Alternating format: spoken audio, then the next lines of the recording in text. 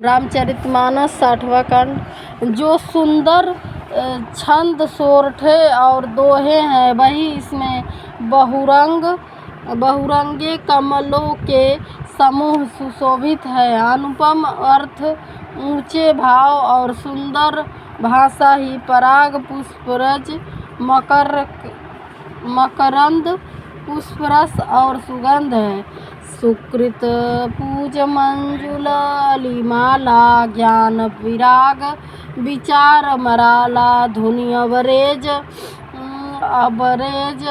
कवित गुण जाति, मीन मनोहर ते बहुभांति। सत्कर्मों पुण्यों के पुण्य भारों की सुंदर पंक्तियां हैं। ज्ञान वैराग्य और विचार हंस है। कविता की ध्वनि वक्रोक्ति गुण और जाति ही अनेकों प्रकार की मनोहर मछलियां हैं। अर्थ धर्म कामादिक चारी, कहब ज्ञान विज्ञान विचारी। नवरस जप तप जोग विरागा, ते सब जलचर चारु तड़ागा। अर्थ धर्म काम मोक्ष ये चारों ज्ञान विज्ञान का विचार के कहना। काव्य के 9 रस जप तप योग और वैराग्य के प्रसंग से यह सब इस सरोवर के सुंदर जलचर जीव हैं। सुकृति साधु नाम गुण गाना, ते विचित्र जल विहग समाना। संत सभा चौदिसी अवराई, श्रद्धा ऋतु बसंत समगाई। सुकृति पुण्यात्मा जनों के, साधुओं के और श्री राम नाम के गुणों का गान ही विचित्र जल पक्षियों के समान है। संतों की सभा ही इस सरोवर के चारों ओर की अमराई आम की बगीचियां और श्रद्धा बसंत ऋतु के समान कही गई है।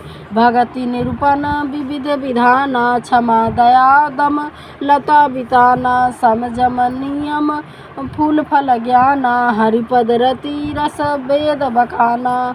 नाना प्रकार से भक्ति का निरूपण और क्षमा दया तथा दम इंद्रिया निग्रह लताओं के मंडप है। मन का निग्रह यम अहिंसा सत्य असत्य ब्रह्मचर्य और अपरिग्रह नियम, शौच संतोष तप स्वाध्याय और ईश्वर प्रणिधान ही उनके फूल हैं, ज्ञान फल हैं। और श्रीहरि के चरणों में प्रेम ही इस ज्ञान रूपी फल का रस है, ऐसा वेदों ने कहा है।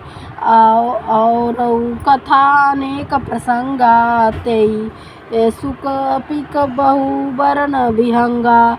इस रामचरितमानस में और भी जो अनेक प्रसंगों की कथाएं हैं वे ही इसमें तोते कोयल आदि रंग बिरंगे पक्षी हैं। पुलक बाटिका बाग बन सुख सुबिहंग बिहारू, माली सुमन स्नेह जल सिंचत लोचन चारू। कथा में जो रोमांच होता है वही बाटिका बाग और वन है, और जो सुख होता है वही सुंदर पक्षियों का विहार है। निर्मल मन ही माली है, जो प्रेम पी जल से सुंदर नेत्रों द्वारा उनको सींचता है। जय श्री राम। रामचरितमानस